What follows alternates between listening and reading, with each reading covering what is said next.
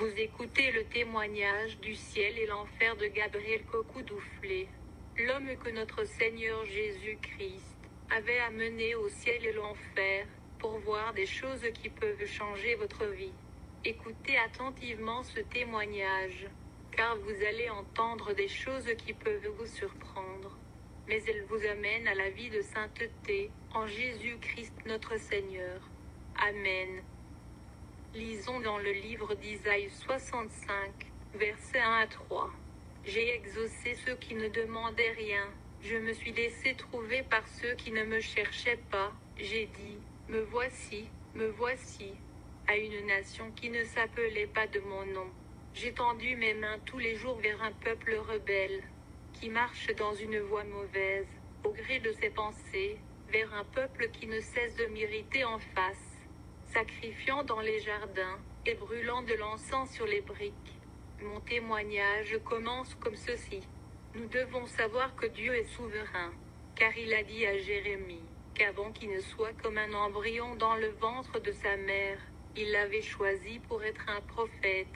C'est de la même façon que Dieu nous a tous choisis, nous qui sommes ici présents, car c'est une grâce pour moi. Je n'avais pas prié à Dieu, ni le cherché. C'est lui-même qui m'avait cherché, et a révélé à moi des grandes choses. Je suis Gabriel Cocoudoufflé. Mais avant, quand j'étais dans le monde, on m'appelait Roméo. J'étais un chrétien catholique, et baptisé à l'âge de 2 ans. J'allais à l'école catholique quand j'étais devenu adolescent. Et puis j'étais devenu un enfant de cœur servant les prêtres. Pour vous dire, nous les catholiques nous menons la vie comme ceci. Nous péchons volontairement à partir de lundi, mardi, mercredi, jeudi, vendredi et samedi. Nous allons confesser nos péchés aux prêtres. Et puis le dimanche, nous allons à l'église pour prendre la communion. C'est dans cette affreuse vie de péché que j'enceinte une jeune fille. En effet, la responsabilité de la grossesse me poussa à quitter ma ville natale à Nié, pour me rendre à Lomé afin de me trouver un travail à faire pour supporter les besoins de la jeune fille. Avant d'aller à Lomé, j'avais dit à la Sainte Marie de dire à son enfant Jésus de m'aider à trouver un bon travail. Arrivé à Lomé, j'avais commencé un commerce de vente d'aphrodisiaques, de préservatifs et des Viagra. En effet, ce commerce me rapportait tellement que je subvenais aux besoins de mon foyer, et à ceux de mes frères, ainsi qu'à ceux de mes parents. Je pouvais acheter des Viagra à valeur de 10 000, pour les vendre à 500 000 francs, parfois 1 million, ou 2 millions. Je continuais à fréquenter l'église catholique, notamment la paroisse Sainte-Famille d'Atiégou. Ma vie de débauche s'empirait, cependant je fréquentais les prostituées, et il arrivait que je couche avec une mère et sa fille. Je faisais le sexe anal, et je suçais les femmes. Je me faisais sucer par elles aussi. Je couchais avec les femmes, et elles me payaient pour cela. Bien qu'étant un homme, je me suis défrisé les cheveux, et je m'étais tressé. Cette pratique m'avait encouragé dans la mauvaise vie, car me disais-je, je me ferai confesser après. J'étais un grand prieur. Je pouvais commencer à compter le chapelet de 0 heure, et terminer à 5 heures le matin. C'est dans cette vie que le soir du vendredi 9 décembre 2011, j'étais à la douche, préparée à sortir pour aller au rendez-vous d'une fille que j'avais courtisée, parce que les parents de la fille étaient riches. J'avais promis à la Sainte Marie de m'aider à avoir la fille. Alors je ferai sa statue pour mettre dans toutes les églises catholiques du Togo, et c'était réussi. Rempli de joie, je chantais une chanson à propos de la Sainte Marie, que les catholiques chantaient souvent, lorsque la dizaine succession de 10 grains, d'un chapelet mise sous forme d'anneau, que certains fidèles catholiques portent au doigt, que j'avais au doigt tomba subitement. En effet, je ne pouvais pas l'enlever qu'après y avoir appliqué du savon. Je le pris, et le remis au doigt, mais il retomba. La 3e fois, lorsque je le repris pour le remettre, il s'effrita comme du sable, bien qu'il était fait de métal. C'est à ce moment que j'entendis une voix, comme le bruit de grandes chutes d'eau disant « Je suis un Dieu jaloux », 3 fois de suite.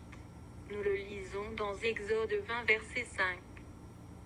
Je m'enfuis de la douche, et me précipitai dans la chambre. Heureusement, je ne me suis pas déshabillée, et n'avais pas encore commencé à me laver. Là, dans la chambre, je demandai à ma femme si elle avait aussi entendu la voix qui attonnait dans la maison. Elle me répondit, non, me regardant comme si j'étais fou, tellement j'étais troublée. La voix que j'avais entendue était si forte et si puissante que si quelqu'un se trouvait à plusieurs kilomètres de chez moi, il pouvait l'entendre clairement. Pendant que je continuais à m'apprêter pour le rendez-vous de la fille, elle a appelé et m'a demandé si je venais. Alors je lui ai dit que je venais. Puis j'avais eu le désir de me reposer un peu sur mon lit. Je ne dormais même pas. Soudainement, je voyais 2 personnes en forme des anges, qui venaient rentrer dans ma chambre. D'un seul coup ils m'ont approché, et se tenaient en face de moi. Je commençais à crier, mais personne ne m'écoutait. Je criais fortement, mon cri devait m'entendre, pour venir au secours. Ils étaient glorieux, et vêtus de blanc, mais je ne savais pas qu'ils étaient des anges, puisque je n'avais jamais vu un ange. Puis ils me disaient, viens, nous allons partir. D'un seul coup, je ressentais une douleur atroce dans tout mon corps, et dans toutes mes articulations, comme si j'avais reçu des piqûres dans mon corps. Et puis, je remarquais que mon âme sortait de mon corps, mais je luttais contre elle, pour qu'elle ne sorte pas de moi. Mais finalement mon âme était sortie, avec beaucoup de douleur dans ma poitrine. C'est tout comme si quelqu'un était en train de mourir. À ma sortie, je leur ai demandé qui ils étaient, et ils ont dit, nous sommes des anges du Seigneur Jésus-Christ. Ils étaient très grands de taille. Ils avaient des ailes. Ils avaient sur eux des épées à double tranchante qui brillaient. Ils étaient vraiment armés comme des guerriers. Puis ils me disaient qu'ils étaient des anges de Dieu. Et je leur demandais qui était celui qui était couché sur le lit là-bas. Ils m'ont répondu, c'est ton corps. Puis je leur demandais, et moi qui suis à côté de vous? Ils me répondit que c'est mon âme, qu'ils étaient envoyés par Jésus-Christ pour m'amener, et pour me montrer certaines choses. Alors je leur disais que je suis un pécheur. Et l'un des anges me répondit, oui, tu es un pécheur. Jésus-Christ n'est pas venu pour les justes, mais plutôt il est venu mourir pour les pécheurs. Et d'un seul coup, l'un m'avait pris par mon bras gauche, et l'autre par mon bras droit, et nous étions sortis au travers de murs de ma chambre. Je sais pas comment je peux décrire cela. Et puis ces 2 hommes volaient avec moi, mais je ne possédais pas les ailes pour voler avec eux. À un moment donné, nous sommes arrivés à un endroit, et ils me demandaient de bien voir. Mais je ne pouvais rien voir. Puis je me forçais à bien voir, mais je ne voyais que de l'obscurité. Alors les 2 anges me disaient que nous sommes à Saint-Cassé, une ville du Togo, près de la frontière Togo-Burkina. Ils me demandaient de nouveau ce que je voyais. Et je leur répondais que je ne voyais qu'une obscurité profonde, et une voile d'araignée qui couvrait tout le Togo. Et puis, je leur demandais que c'est le Togo ça? Ils me répondaient, oui, c'est le Togo. Puis je leur disais que nous avons de la lumière au Togo. Les anges me répondaient que ce sont nos vies que nous menons qui sont noires comme de l'obscurité. Je n'avais rien compris.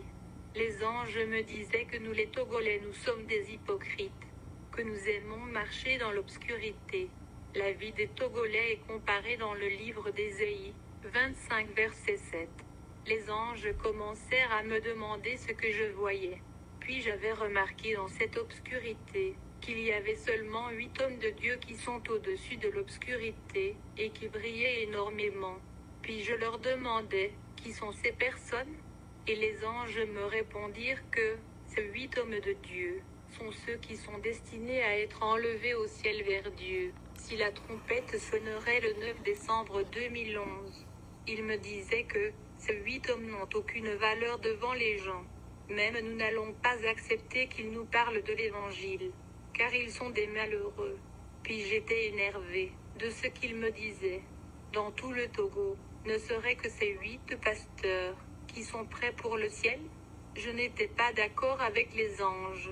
Je leur demandais où sont nos prêtres, mon Seigneur, et nos papes. Les anges ne me répondaient rien du tout. Mais ce que j'avais remarqué de ces 8 pasteurs, c'est qu'ils n'avaient pas des bagues de mariage à leurs doigts. Ils étaient simples. Les anges me demandaient ce que je voyais encore. Et puis je voyais 95 personnes, hommes, femmes et jeunes filles modestes dans leurs habillements, et elles avaient des normales cheveux sur leur tête avec des foulards dessus. Elles n'avaient pas de boucles d'oreilles dans leurs oreilles. Elles n'avaient pas des chaînes à leur cou. Elles n'avaient pas des bagues de mariage à leurs doigts. Elles n'avaient pas des vernis sur leurs ongles. Elles n'avaient pas des chaînes sur leurs hanches. Elles n'avaient pas porté des pantalons, ni des culottes. Puis je disais aux anges, qui sont ces pauvres personnes qui vont aller au ciel? Les anges me répondirent, ce sont des personnes prêtes pour l'enlèvement, si jamais la trompette sonnait, ce 9 décembre 2011. Pourtant je ne croyais pas, car si l'on ajoutait des millions à ces hommes pour vous en donner, vous allez prendre les millions, et laisser ces personnes, parce qu'ils n'avaient aucun regard. Puis, les anges me disaient que ces personnes que je voyais sont les élus de Dieu. Ils sont sans péché. Pourtant je ne croyais pas. Et je leur demandais, où sont nos prêtres, nos sœurs, nos monseigneurs et nos papes? Les anges ne disaient rien. Et à un certain moment, ils me répondaient en disant que, nous les élus de Dieu étions la lumière qui brillait. Qu'après l'enlèvement, cette obscurité que j'avais vue, régnera sur le pays à perpétuité. L'un des 2 anges me demandait, quelle église fréquentes-tu? Je répondis, je fréquente l'église catholique, l'église que Dieu même avait mis sur pied premièrement. À cette réponse, ils me dirent, Dieu n'a point mis sur pied cette église. Ce sont les hommes eux-mêmes qui ont fondé cette église, et celui qui en est l'initiateur, c'est Satan, la bête. Puis j'étais énervé en disant, c'est tout ce que les gens disaient des catholiques. Si vous êtes vraiment les anges de Dieu, comment pourriez-vous aussi dire la même chose à propos des églises catholiques? Alors les anges me firent montrer l'église catholique, et son intérieur qui était rempli des excréments humains. L'intérieur sentait énormément. Je n'arrivais pas à supporter l'odeur. Puis j'essayais de fermer mon nez. L'ange me dit de ne pas fermer mon nez, si réellement c'est Dieu qui a mis sur pied cette église. Car Dieu est 3 fois saint. Et toi un pécheur qui reconnaît que tu es un pécheur. Est-ce que Dieu peut mettre sur pied cette église? Ils y avaient à l'intérieur de l'église de différentes sortes de serpents. Ils y avaient des gorilles là-bas, qui frappaient leur poitrine. Ils y avaient des différentes sortes des animaux. Les anges me disaient de bien voir. Et puis je vis l'eau bénite par laquelle nous faisons la croix sur nos fronts, qui sentait énormément. L'eau était pourrie. Je demandais à l'ange ce que c'est. Et il me répondit que cette eau bénite était de l'eau utilisée pour laver les morts. C'est cette eau que nous utilisons pour faire la croix sur nos fronts. Et tout ce qu'il me montrait était vrai. Je les voyais comme si tu vas au village dans la brousse, et quelqu'un était allé aux toilettes, qui étaient pourries des jours. Toute l'église puait fortement, même dans l'église. Je ne pouvais pas mettre mon pied par terre.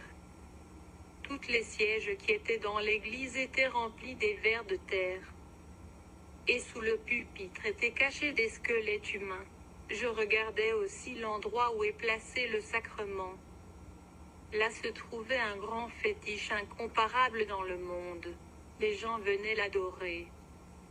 Il y avait de différents démons qui entouraient le fétiche, et ils dansaient pour lui. Les démons étaient contents que les gens les adoraient. Je voyais aussi les habits des prêtres sur lesquels est dessiné le siège royal. Ce siège royal était le même siège que les féticheurs des adoraient dans les villages. Il avait une odeur nauséabonde insupportable. Les anges me disaient de bien voir. Et puis je voyais la cendre que les catholiques mettaient sur le front. Les gens étaient dans les déchets de toilette, et y en prenaient. Les vers de terre rentraient dans toutes les parties de leur corps. Les prêtres qui mettaient la cendre sur leur front disaient, « Tu es venu de Dieu. Mais nous te donnons notre signe 666, qui t'amènera à l'enfer. » Et les gens répondaient Amen. Je regardais le chapelet de la Sainte Marie qui était un serpent. Les gens le lisaient, en disant, « Nous voulons vite mourir. Nous voulons mourir prématurés pour aller à l'enfer. » J'étais énervé. J'avais eu très peur, et je disais comment l'on peut adorer cette chose. Nous tous qui étaient en ce lieu, puaient. Le lieu appelé sacristie chez les catholiques était rempli des déchets de toilette. Les habits des prêtres étaient remplis des vers de terre. La communion que les prêtres donnaient aux fidèles était de la chair humaine, et les gens disaient Amen en les recevant. Alors nous étions approchés la statue de la Sainte Marie. Ce n'était pas la statue, mais une belle femme maquillée avec des cheveux artificiels jusqu'au dos. Elle avait des belles seins. Tous venaient l'adorer, et elle envoûtait les gens, quand elle tendait sa main. Puis je demandai aux anges de quelle force elle possédait. Ils me répondirent de lire dans le livre d'Apocalypse 17 versets 1 à 6. La femme qui se trouvait dans ce passage, c'était elle, la grande Babylone, la reine du ciel. Les anges me dirent qu'elle est en train de rendre les gens à devenir des prostituées, qu'elle met l'esprit de la prostitution dans les esprits des gens. C'est pourquoi les prêtres catholiques se couchent avec les femmes des autres, et les sœurs catholiques se couchent avec les maris des autres. Les prêtres peuvent se coucher avec les enfants, car ils sont possédés des esprits de la prostitution. Alors je leur demandai, si c'est le même esprit qui fait que moi aussi je me prostitue de telle manière? Les anges me répondirent, oui. J'avais eu peur de tout ce que je voyais, et de plus je m'énervais, car tout le lieu puait, et j'étais obligé de fermer mon nez. Alors les anges me disaient, si c'est Dieu lui-même qui avait mis cette église sur pied, pourquoi les prêtres vont ramener de Rome le corps d'un mort pour enterrer dans l'église, afin de pouvoir attirer les gens sous forme de la clientèle? C'est pourquoi c'est très difficile pour un catholique de se repentir. Mais je ne croyais pas à tout ce que les anges me disaient. Alors l'un des anges me disait, nous arriverons bientôt à quelque part, et si je vais croire ou pas, ils sauront. D'un seul coup, les anges me montraient d'autres églises qui sont plus mauvaises, et plus pires que les catholiques. Moi je croyais que c'est seulement les églises catholiques qui sont mauvaises. Les autres églises sont plus que les poubelles. Et il y avait des vers de terre partout dans les églises. Les deux anges me montrèrent une église dans laquelle on avait enterré une femme enceinte de 9 mois sous le pupitre pour attirer la clientèle. Ils y avaient tant de foule dans l'église, et les démons avaient enchaîné les âmes des fidèles de l'église. Il se produisent que des miracles dans cette église. Les deux anges me montrèrent aussi 3 mauvais démons, un dans les airs, un sur la terre, et un dans la mer. Ces démons avaient pris tous les Togolais en esclavage. Ces démons avaient leurs églises, que tous les Togolais allaient pour l'adorer, excepté les 8 pasteurs et les 95 personnes que les anges m'avaient montrées. D'un seul coup les anges me montraient une ville du Togo, Anéo, qui est remplie des esprits de sirènes. Ce sont ces esprits qui se couchent avec les gens dans leur sommeil. Ces esprits sont tellement vilains. Les anges me disaient de bien voir dans l'obscurité. D'un seul geste de la main de l'ange, l'obscurité devint tout claire, et je voyais tout ce qui se passait. Puis je voyais les serpents sur la tête des femmes qui avaient la mèche, ou les cheveux artificiels. Les gens avec des boucles d'oreilles avaient des serpents dans leurs oreilles. Les gens avec les chaînes au cou avaient des serpents autour de leur cou. Les gens avec des chaînes aux hanches avaient des serpents autour de leurs hanches. Les gens avec des vernis sur leurs ongles avaient du sang humain sur leurs ongles. Ceux qui mettaient des maquillages sur leur visage avaient des déchets de toilette sur leur visage. Les femmes qui portaient de pantalons avaient des serpents autour de leurs pieds. Les anges me disaient de bien voir. C'est ce que nous appelons nous-mêmes émancipation. Je ne pouvais pas comprendre, ni croire. Comment peut-on dire à quelqu'un que les boucles d'oreilles sont des serpents? Puis les anges me disaient, viens, nous arriverons à un lieu, là tu vas mieux comprendre. Notre voyage à destination du ciel. Les anges m'ont pris par mes deux bras, et nous commencions à voler. Nous traversons les nuages avec son ciel bleu. Je n'avais jamais pris l'avion, mais les nuages et le ciel bleu que je voyais étaient magnifiques. Puis je demandai aux anges si c'est ici le ciel. Ils me répondirent non. Puis nous continuons à voler en direction du ciel jusqu'arriver au 3e ciel, devant une grande et immense porte. Je ne sais pas comment je pourrais vous la décrire. J'étais resté bouche bée devant cette porte. Puis, je demandai aux anges, quel est ce pays? Le pays resplendissait d'une grande gloire. Le pays était très beau. Je voyais que la porte du pays était faite en or. Il y avait 2 anges comme des sentinelles qui gardaient la porte. En même temps, je ressentais une grande joie dans mon cœur. Alors je demandai aux anges, quel est ce lieu? Puis, l'un des anges me répondit en disant, ici c'est le ciel. Mes frères et sœurs, le ciel existe vraiment. Le ciel dont Jésus parla dans la Bible, qu'il s'en ira et en préparera pour nous, existe vraiment. Le ciel est prêt pour accueillir les saints, si jamais la trompette sonnait maintenant. Je ne sais pas comment je peux vous décrire le ciel. Je ne peux non plus le comparer à aucun pays sur la terre. J'étais devant la porte, avec un désir impatient d'y rentrer. Et lorsque nous voulions entrer dans la porte, soudainement apparut un homme qui riait d'une voix forte. Ah, ah, ah, à plusieurs reprises. Il riait d'une façon méchante et rigolant. Cet homme s'est approché de moi, en me demandant si je croyais à tout ce que les anges m'ont fait voir. Je lui répondis, non. Puis, il continua de rire encore. Il me demandait à 2 reprises, si je croyais à tout ce qu'on m'avait montré jusqu'ici. Lui répondis, non. Et il continua de rire. Je vous dis que cet homme était très beau. Vous savez, on nous avait dit souvent que Satan avait une longue queue et des cornes etc. Mais moi, l'homme que j'avais vu n'était pas pareil. Car l'homme que j'avais vu avait sa peau comme de la beurre, très beau, et il brillait comme de l'or, tout comme est écrit dans le livre d'Ézéchiel 28, versets 13 à 20. L'homme continua de rire, puis me disait, je suis Satan. L'homme disait, je suis Satan, que je n'ai pas droit de rentrer dans la porte. Jamais je n'ai pas droit de rentrer dans la porte. Satan déclare qu'on l'avait chassé du ciel, et il est venu sur cette terre.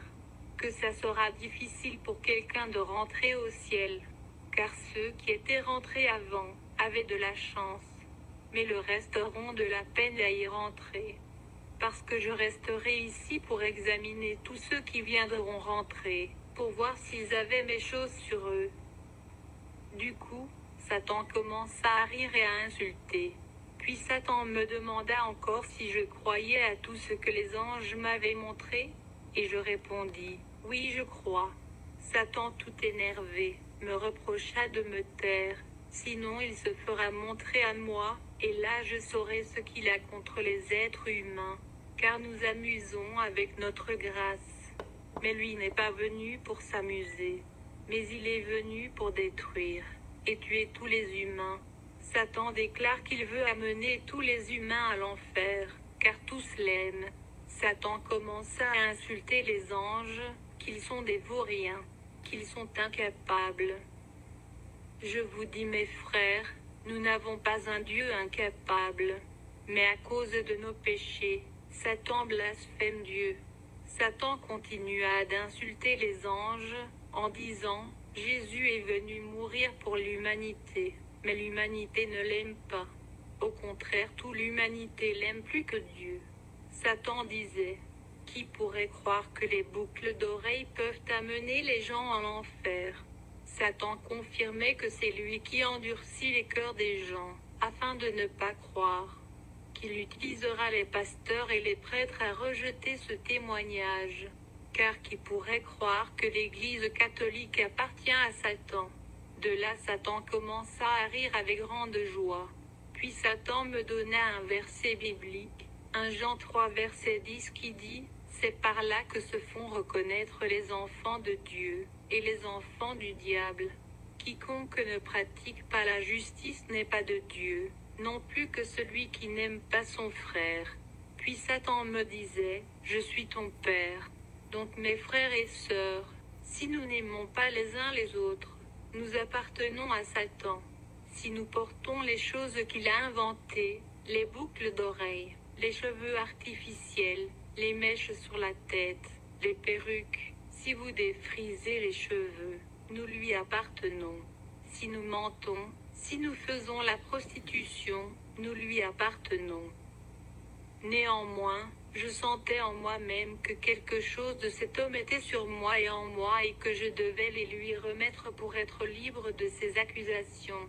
Les anges qui étaient à la porte reconnurent en effet que je lui appartenais vraiment. Puis d'un seul coup, Satan m'avait pris de force de la manière que la police prend les criminels. Mes 2 pieds ne pouvaient pas toucher le sol.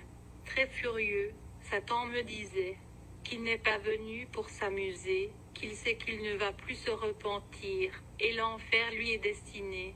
C'est pourquoi qu'il veut amener toute l'humanité à l'enfer. Puis Satan me traînait de force en direction de l'enfer, en me disant, ne sais-tu pas que c'est moi qui attirais les femmes vers toi? Ne sais-tu pas que c'est moi qui te créais tous les contacts par lesquels tu vendais les Viagra? Alors le salaire que tu me dois, c'est l'enfer, car j'avais acheté ton âme par toutes ces choses. Puis je criais en appelant Jésus au secours. Je disais Jésus, je veux me repentir. Mais en réalité il n'y a plus de repentance après la mort. Je pleurais amèrement, mais personne ne disait rien. Les anges de Dieu qui étaient là-bas me regardaient sans rien dire. Puis soudainement, l'un des anges de Dieu nous approcha, en disant, Satan, nous rejetons tes accusations, car celui qui a le dernier mot nous envoie. Nous ne sommes pas venus de nous-mêmes. Jésus qui a le dernier mot nous envoie. L'ange n'avait pas fini de prononcer le nom de Jésus, d'un seul coup Satan tomba brusquement. Il tomba 3 fois successives. Puis la porte du ciel commença de s'ouvrir automatiquement. De là, je voyais quelqu'un venait avec une grande gloire. La personne venait avec une grande puissance. En le voyant, la crainte s'empara de moi. La personne était sur son trône blanc fait en l'or pur. Il brillait énormément que les yeux ne pouvaient pas le voir. Son éclat était plus que le soleil du midi. Au même moment Satan commença à fuir. Je vous dis mes frères et sœurs, si le nom de Jésus est prononcé dans la vérité et dans la justice, tout genou doit fléchir et toute langue doit confesser que Jésus est le Seigneur pour la gloire de Dieu. En vérité quand la porte s'ouvrit tout le monde dans le ciel était à genoux.